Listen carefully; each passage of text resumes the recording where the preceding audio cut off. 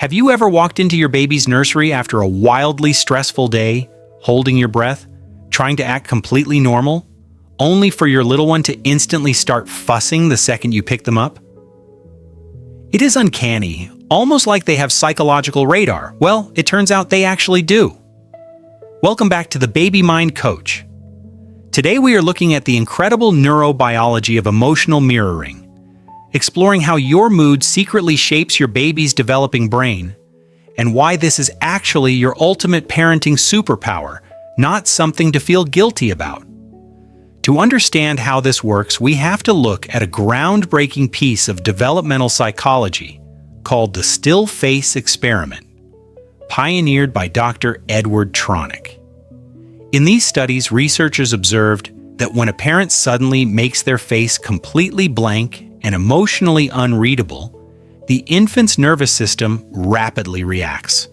Within seconds, the baby tries to read the parent, gets distressed, and their tiny brain experiences a spike in cortisol, the stress hormone.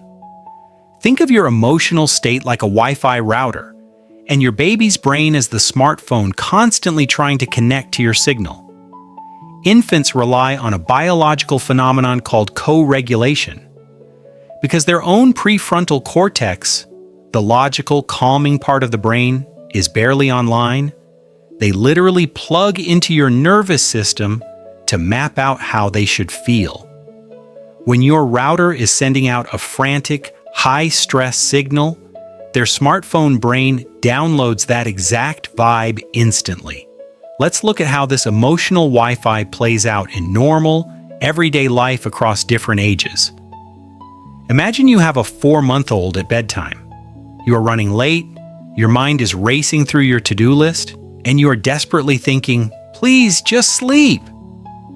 Even if you are rocking them gently, your heart rate is elevated and your muscles are tense. Your baby senses that physical rigidity and interprets it as a sign of danger. Their primitive brain thinks, "If my protector is tense, there must be a predator nearby." And boom, they are wide awake and screaming. Or take a 14-month-old at the playground. They trip, tumble onto the grass, and look up to see how they should react. If you gasp, widen your eyes, and panic, their brain reads your face, downloads the terror, and they burst into tears. But if you take a breath, smile, and say, "Whoops, big bump," they usually dust themselves off and keep running. Even by age 3, this connection is incredibly powerful. If you walk into the kitchen radiating unexpressed anger from a bad work call, your toddler might suddenly start picking a fight over a toy. They are literally absorbing your invisible stress and acting it out, because their brain doesn't know what else to do with that heavy energy. Knowing this science doesn't mean you have to be a perfect, emotionless robot. It just means we need a game plan. Here are 3 positive strategies to try today. First, practice the parenting pause. Before you react to a stressful situation or walk through the door after a long day, take just 3 deep, slow belly breaths. This lowers your own heart rate and resets your vagal tone, switching your internal Wi-Fi router from crisis mode to calm and safe before you ever touch your child. Second, narrate your regulation. Children need to see that big feelings are normal. If you feel yourself snapping, say it out loud. "Mommy is feeling very overwhelmed right now, so I am going to take a big breath to help my body feel calm." According to Dr. Daniel Siegel, naming a feeling helps tame it, and it gives your child a literal script for their own future emotional intelligence. Third, focus on the repair. Dr. Tronick's research proved that babies don't need us to be perfectly happy 100% of the time. What matters most is the repair.